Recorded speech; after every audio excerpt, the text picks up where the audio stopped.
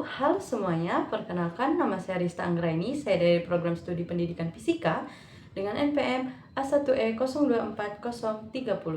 Nah, di sini saya akan membuat video untuk memenuhi tugas media pembelajaran. Di dalam video tersebut akan berisi cara atau tutorial menggunakan, mendownload, serta menautkan Xmind dan Mendeley. Simak video berikutnya ya.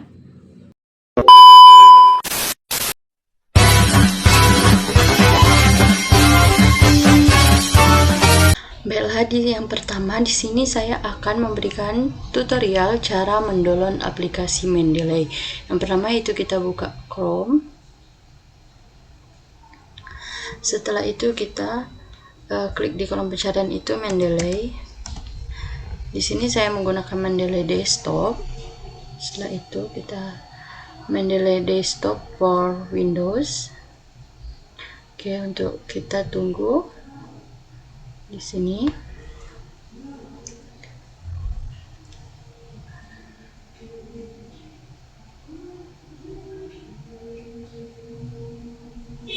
Di sini kita tunggu beberapa saat. Oke. Nah, jika sudah, ini tinggal kita klik. Setelah itu kita tekan yes, next, agree, next, install. Oke, di sini kita tunggu, masih proses penginstalan. Tunggu sampai selesai. Oke, di sini udah finish. Oke, kita lihat apakah Mendeley-nya udah ada di sini di layar desktop kita. A few moments later. Di sini saya akan memberikan tutorial cara menautkan Mendeley ke Word. Yang pertama itu kita buka dulu Word-nya. Kita ke menu reference. Di sini belum ada tertara Mendeley-nya yang sudah tertaut. Maka dari itu kita buka lagi Mendeley-nya. Oke, kalau sudah tertampil jendela seperti ini, itu tinggal kita masukkan email dan password.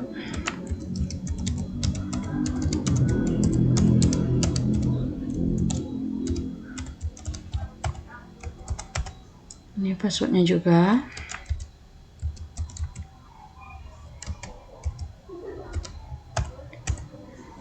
Oke, kita tunggu. Oke, ini kita close. Kita tunggu dulu. Oke, next. Kita close. Setelah ada menu seperti ini, kita tekan tools dan kita install MS Word. Oke, tekan tools dan kita install to Word. Kita okekan. Setelah kita okekan, kita masuk ke Word lagi. Kita lihat terlebih dahulu apakah ini sudah benar-benar tertaut atau belum. Pergi ke menu reference. Nah, di sini bisa kita lihat bahwa kita telah berhasil menautkan antara Mendeley dan Word-nya. Baiklah, di sini saya akan memberikan cara atau tutorial menggunakan Mendeley. Yang pertama yaitu kita harus memastikan bahwa Mendeley-nya itu sudah tertaut dengan Word. Nah, kita buka dulu Word-nya. Oke. Kita pergi ke menu reference. Oke, di sini bisa kita lihat kalau Mendeley-nya itu sudah tertaut dengan Word. Mendeley ini biasanya digunakan untuk membuat footnote, daftar pustaka, dan juga kutipan. Nah, di sini saya akan memberikan cara membuat ketiga-tiganya. Baiklah, yang pertama yang perlu kita cari yaitu jurnal yang kita jadikan sebagai referensi dalam pembuatan suatu makalah ataupun karya-karya ilmiah lainnya. Biasanya saya mencari jurnal itu di Google Scholar. Oke, Google Scholar. Masuk Google Scholar. Baiklah, di sini saya memilih jurnal seperti misalnya jurnal media pembelajaran fisika. Oke, di sini banyak sekali jurnal yang dapat kita pilih atau kita jadikan referensi dalam pembuatan suatu makalah ataupun karya ilmiah lainnya. Di sini saya memilih ini. Oke, di sini kita download dulu jurnalnya. Oke, kita save. Nah, setelah dapat jurnalnya, itu kita masuk lagi ke Word. Di sini tadi sebelumnya saya sudah menyaring teks untuk dijadikan sebagai contoh dalam dalam pembuatan footnote, prapustaka maupun kutipan. Ini tinggal saya paste saja. Oke, di sini kita rapikan terlebih dahulu.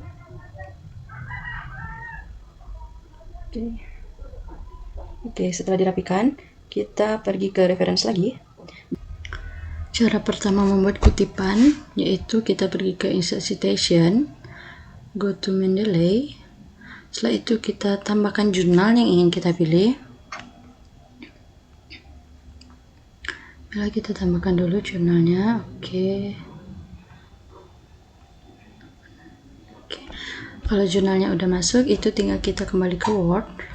Setelah itu kita ingin mengutip di akhir kalimat atau di awal kalimat, itu sama saja. Di sini saya akan mengutip meletakkan kutipannya itu di akhir kalimat. Pergi lagi ke insert citation, go to Mendeley, terus kita pilih jurnal yang ingin kita kutip. Di sini saya pilih yang ini tadi. Oke, terus kita tinggal tekan cite. Nah, bisa dilihat itu kutipannya sudah ada atau sudah jadi. Nah, yang kedua itu tutorial pembuatan footnote. Nah, sebelumnya kita hapus dulu terlebih dahulu ini. Langkah pertama yang harus kita lakukan untuk membuat footnote yaitu kita ganti dulu stylenya ini menjadi modern humanities. Setelah kita rubah stylenya, itu kita pergi ke insert citation lagi. Setelah itu go to Mendeley, terus kita pilih jurnalnya. Oke, di sini kita pilih jurnalnya, terus kita tekan cite. Oke, bisa kita scroll ke bawah. Nah, di sini dapat kita lihat kalau footnote-nya itu sudah jadi atau sudah tertara. Di sini tinggal kita rapikan saja. Biasanya saya rapikan terlebih dahulu. Oke. Nah, di sini sudah jadi untuk footnote. Untuk yang terakhir, yaitu saya akan membuat daftar pustaka. Oke.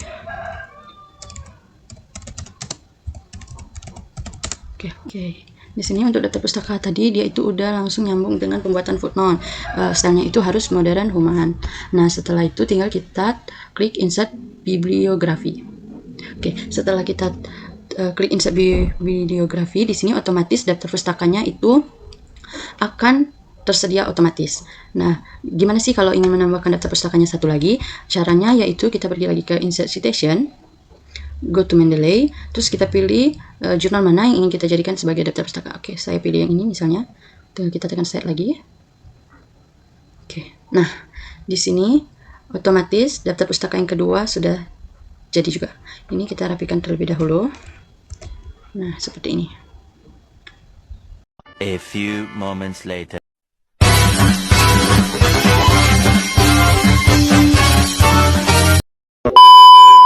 Semuanya di sini saya akan memberikan tutorial untuk mendownload atau menginstal aplikasi Xmind. Yang pertama yaitu kita buka Microscope Store.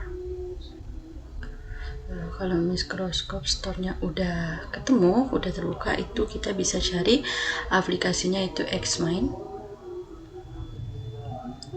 Nah, di sini kita pilih Xmind yang ini.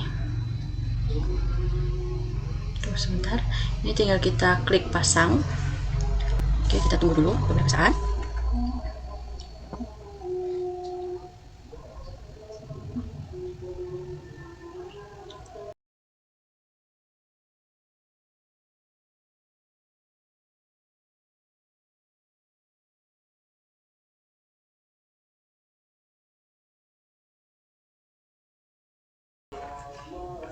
Oke, di sini kita tinggal tunggu. Ini hampir selesai.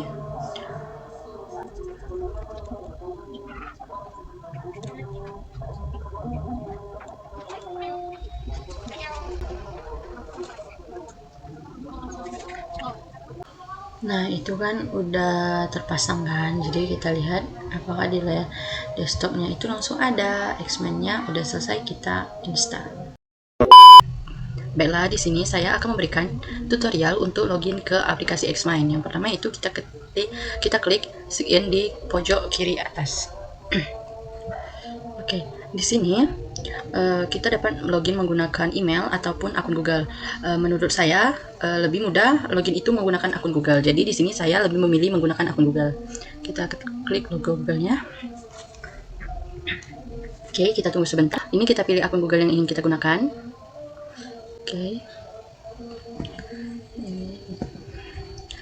Ini kita tunggu dulu. Launch Xmind. Nah, setelah seperti ini tinggal kita kembalikan saja. Dan dia otomatis akan tertaut ke aplikasi Xmind. Sangat mudah bukan? 2 hours later. Nah, di sini selanjutnya saya akan memberikan cara menggunakan Xmind. Nah, sebelumnya Xmind ini digunakan untuk apa sih? Xmind ini digunakan untuk membuat mind map maupun peta konsep. Langkah pertama itu kita klik new map. Nah, di sini kan udah ada beberapa template yang bisa kita gunakan. Untuk contoh, saya akan mengambil template ini. Nah, setelah udah ada template-nya ini, di sini kan udah ada central topic sama beberapa topik. Nah, central topic ini biasanya diisi dengan judul besar. Nah, di sini saya mau mengganti central topic ini misalnya dengan judulnya vektor. Nah, dia otomatis berganti. Untuk huruf, besar huruf dan stylenya itu bisa kita ganti di sebelah kanan, itu bisa kita pilih. Misalnya di sini saya memilih yang ini. Setelah itu untuk ukuran hurufnya itu saya jadikan misalnya 24. Oke.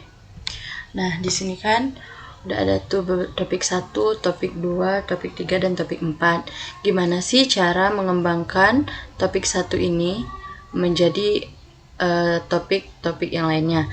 Caranya itu kita klik topiknya, setelah itu lihat ke atas itu ada subtopik. Nah, lalu kita klik subtopiknya. Nah, setelah kita klik subtopik, otomatis topik yang pertama itu akan berkembang menjadi subtopik ke samping. Jika kita ingin ada lagi subtopiknya ke bawah, itu tinggal kita klik enter. Secara otomatis topik-topiknya akan berurutan. Gimana sih cara menggabungkan misalnya ketiga topik ini agar menjadi satu kelompok? Caranya itu tinggal kita klik, lalu kita blok, lalu kita klik yang bagian ini. Otomatis dia akan menyatu. Di sini kita ganti misalnya menjadi bagian 1. Oke, untuk begitu juga yang ke topik 2, topik ke-3 dan ke-4 itu caranya sama. Setelah itu, bisa nggak ya kalau judul besar ini mau dikembangkan lagi, misalnya menjadi topik 5 ataupun topik 6. Bisa dong, caranya itu tinggal kita klik bagian judulnya, setelah itu kita klik yang bagian topik. Nah, secara otomatis topik 5-nya akan muncul di sebelah kiri. Jika kita klik sekali lagi, maka topik ke-6 akan muncul juga. Selanjutnya, gimana sih kalau misalnya topik 4 dan topik 3 ini berhubungan? Nah, gimana cara kita menautkannya? Cara kita menautkannya itu cukup kita klik yang relationship ini, terus kita tarik di antara topik 3 dan topik 4 yang memiliki hubungan. Seperti itu. Oke. Lalu tinggal kita rapikan. Ini ke sini. Dan yang ini juga ke sebelah sini. Nah, untuk garisnya ini bisa kita atur di sebelah kanan, itu mau garis putus-putus atau garis lurus seperti ini. Dan untuk tandanya ini, tanda panah di awal dan di akhirnya itu juga bisa diganti. Misalnya di sini saya menggunakan yang ini, begitupun di akhirnya saya juga menggunakan ini. Terus untuk warnanya itu juga bisa diganti. Misalnya kita ganti dengan warna biru. Oke. Nah, secara otomatis topik 4 dan topik 3 itu sudah tersambung. Untuk yang selanjutnya itu gimana sih cara menambahkan gambar misalnya di topik 6. Kita ingin menambahkan gambar di topik 6. Caranya itu kita klik topik 6, setelah itu kita pergi ke menu insert, setelah itu local image, dan kita pilih gambar yang ingin kita masukkan. Di sini contohnya mungkin seperti misalnya saya memilih yang ini. Oke, ini misalnya saya memilih yang ini sebagai contoh. Setelah itu otomatis gambarnya akan masuk ke dalam topik 6. Gambarnya ini bisa kita besarkan ataupun kita kecilkan sesuai dengan keinginan kita. Ini misalnya kita ganti topiknya ini menjadi rumus dasar fisika. Setelah ini ada misalnya kita ingin mengembangkan kembali topik 2. Itu caranya tadi juga sama. Kita klik topik 2 dan kita klik lagi subtopiknya. Oke, setelah itu jika ingin ke bawah kita tinggal klik enter. Oke, begitu juga yang ketiga. Kita enter kan. Oke. Pertanyaan selanjutnya, apakah bisa subtopik yang 1, subtopik 2 dan 3 ini dikembangkan? Jawabannya bisa ya, itu tinggal kita klik subtopiknya lalu kita klik yang tadi lagi. Jadi dia ke samping lagi. Jika ingin ke bawah lagi tinggal kita enterkan lagi. Oke. Jadi dia otomatis menjadi seperti ini. Mungkin itu saja secara umum cara menggunakan Xmind dari mulai mengembangkan subtopik, menggabungkan dan juga menautkan serta menambahkan gambar, dan juga ada beberapa mengganti font, huruf dan sebagainya. Demikianlah tutorial singkat dari saya, lebih dan kurang saya mohon maaf. Saya akhiri, wassalamualaikum warahmatullahi wabarakatuh.